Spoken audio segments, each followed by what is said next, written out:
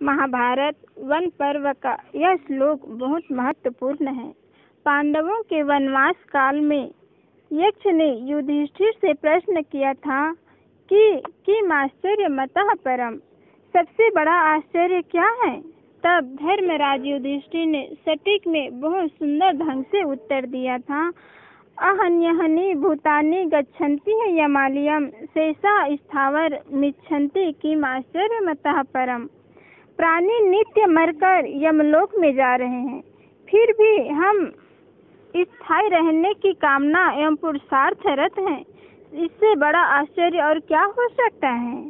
मनुष्यों को मारकर संसार से विदा होते हम नित्य देखते हैं, फिर भी हम प्रतिदिन अपने माने गए मित्रगण परिवारजनों को सब कुछ यहीं छोड़कर खाली हाथ संसार से पलायन करते देख रहे हैं। फिर भी संसार को सिर पर उठाकर ले जाने के लिए पुरुषार्थ कर रहे हैं। क्या यह कम आश्चर्य है। इस प्रश्न में व्यापकता समाहित है। किसी एक अंग की व्याख्या कर सबसे बड़ा आश्चर्य का मुहर लगाना पर्याप्त नहीं है, या इसका अमुक उत्तर ही सत्य है, ऐसा नहीं कह सकते। अतः प्रश्न का उत्तर तो भिन्न भिन्न हो सकता है। आध्यात्मिक दृष्टि से इसका उत्तर होगा, अपने आप को न जानना न देखना सबसे बड़ा आश्चर्य है। दीपक सर्वत्र प्रकाश बिखेरता है, किंतु स्वयं अंधेरा में रहता है। इसी प्रकार मनुष्य सब कुछ जान लेता है, मगर स्वयं से अपरिचित रहता है, अपने आप को नहीं जान पाता है। यही सबसे बड़ा आश्चर्य का विषय लगता है। अधिकतम मनुष्य वैज्ञानिक कला कौशल में पारंगत हो गए, नई नई खोजें नवीन प्रयोग आदि कर दुनिया की कीर्ति स्थापित कर लिए, भूगोल और खगोल की जानकारी कर लिए, अनेक देशों की भाषा जान लिए, पर अपने आप को आत्म तत्व को न जाना और न देखा। अर्थात जिस शक्ति सत्ता द्वारा सबको जाना, मगर उस जानने वाले को न जाना न देखा। इससे बड़ा आश्चर्य और क्या हो सकता है। इसलिए गीता में कहा है, अथिकेन प्रयुक्तयाम पापम चरित पुरुषः अनिच्छनापि वासने बलादिव नियोजितः। अर्जुन ने महाराज श्री कृष्ण से पूछा कि क्या कारण है भगवान, मनुष्य पाप करता है, कौन उसे पाप करने के लिए प्रेरित करता है, कौन उसे पाप में लगा रहा है। आदमी पाप करना नहीं चाहता, वह अच्छाई युक्त जीवन जीना चाहता है, फिर भी उसे पाप में उतरना पड़ता है। इस विषय में महाराज श्री कृष्ण के मुख से जो उत्तर दिलाया गया है, वह आज भी उतना ही उपयुक्त है जितना उस समय था। काम एवं क्रोध एवं रजोगुण समुद्र भवः महाशनो महापापमा विद्य नहीं वैरी नामम। अर्थात हे अर्जुन, मनुष्य को पाप में ढकेलने वाले दो शत्रु हैं, काम और क्रोध। इनकी उत्पत्ति रजोगुण तमोगुण संयुक्त होती है। क्रोध ज्ञान पर पर्दा डालता है, जिसमें समझ नहीं पड़ता कि व्यक्ति पाप कर रहा है। इसका मुख्य कारण है अहम की मूर्छा, जो सारा पाप कराता है और अपने आप के बोध से दूर रखता है।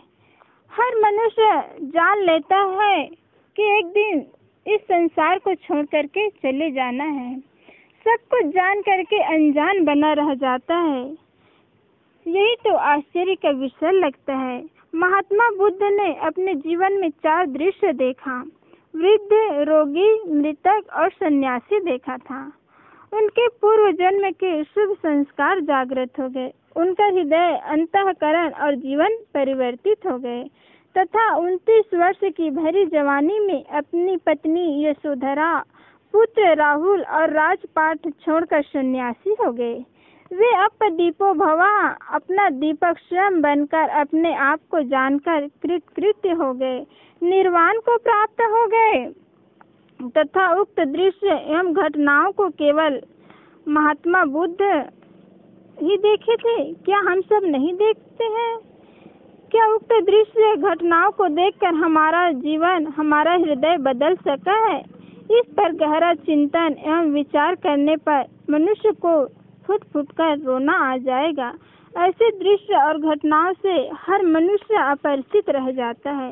इसीलिए कहा भी है, इस संसार में कई तरह के मनुष्य होते हैं। जैसे जंगल में कई प्रकार के वृक्ष होते हैं, कोई फलदार होता है तो कोई छायादार होता है। फलदार में कोई मीठा होता है तो कोई कड़वा होता है, जिसके सेवन से मनुष्य की जीवन अवधि ही समाप्त हो जाती है। कोई वृक्ष खुशबूदार होता है तो कोई बदबूदार होता है। वैसे ही संसार में कई तरह के लोग होते हैं, कुछ अच्छे होते हैं तो कुछ बुरे होते हैं, कुछ पूरे होते हैं तो कुछ अधूरे होते हैं, कुछ सज्जन होते हैं तो कुछ दुर्जन होते हैं, कुछ सत्संगी होते हैं तो कुछ सत्संगी होते हैं, कुछ नित्यानंद आत्मानंद स्वरूपानंद होते हैं तो कुछ लोग कलहानंद और बिगाड़ानंद भी होते हैं। कुछ शुद्ध होते हैं तो कुछ बुद्ध होते हैं, किंतु कुछ ऐसे भी होते हैं जो न तो शुद्ध होते हैं न बुद्ध होते हैं। हाँ, बुद्धू जरूर होते हैं और ऐसे बुद्धुओं की संख्या कम नहीं है। इसलिए कहा है कि जो चाहे मूल जानना सुखी जीवन का राज, तो बनना होगा उसको अपना मालिक आज।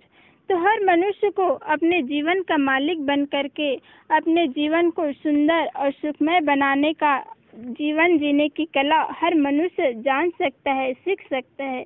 और यह सब हमें कहाँ मिलेगा? गुरुजनों और संतों के पास में मिलेगा। बोलिए सद्गुरुदेव की जय।